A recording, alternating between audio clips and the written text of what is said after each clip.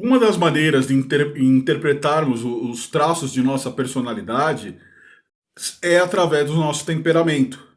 Eu vou falar para vocês os quatro tipos em quatro vídeos diferentes, onde você pode fazer aí uma autocrítica, uma autoanálise, entender aonde você está adequado e conhecendo com um pouco mais de profundidade, você pode utilizar isso para os seus relacionamentos e principalmente nas questões profissionais.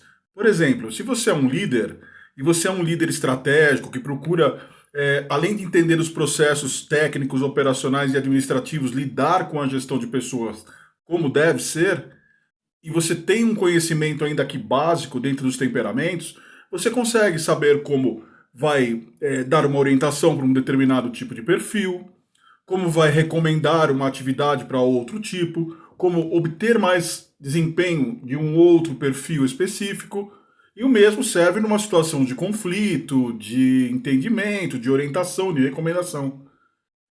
É muito importante conhecer, porque aí você consegue ter sinergia com as outras pessoas, automaticamente empatia, e entendendo os temperamentos fica mais fácil de você lidar com as relações humanas.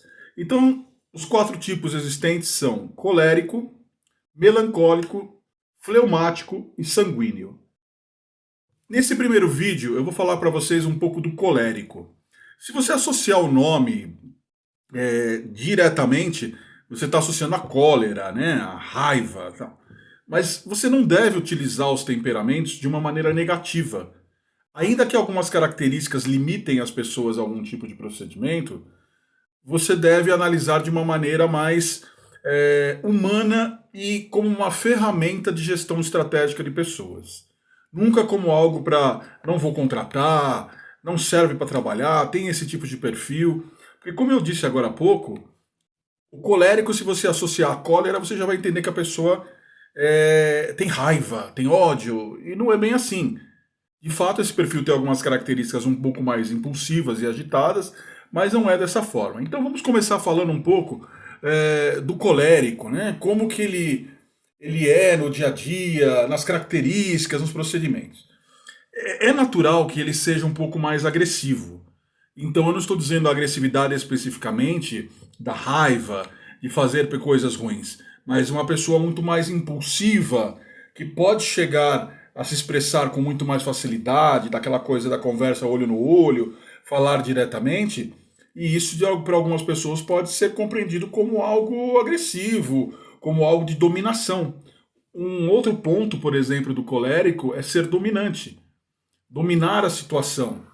Então, automaticamente, quando ele quer dominar esse cenário ou dominar algum tipo de parâmetro, de controle, vamos por um líder para controlar um departamento, ele vai ter essa característica do perfil colérico. O fato de ser impulsivo é bom e ruim. Muitas vezes pode ser rápido para tomar decisões e chegar ao processo de resposta muito mais rápido que os demais da equipe. Por outro lado, pode fazer coisas sem pensar e obter resultados inadequados. E tudo isso das questões temperamentais, claro que vale o trabalho de cada um, de evolução, de desenvolvimento e tentar melhorar esses caminhos, tá? Um outro ponto relevante o colérico é desconfiado. E por ser desconfiado, raramente ele consegue se entregar e passar essas informações adiante ou passar conteúdos para as outras pessoas porque ele desconfia que aquilo pode ser usado para algo que ele não concorda, para algo contra ele, ou que a pessoa está preparando aquele tipo de pergunta ou ação para poder arrancar alguma coisa negativa e tirar um resultado que ele gostaria de fazer, por exemplo.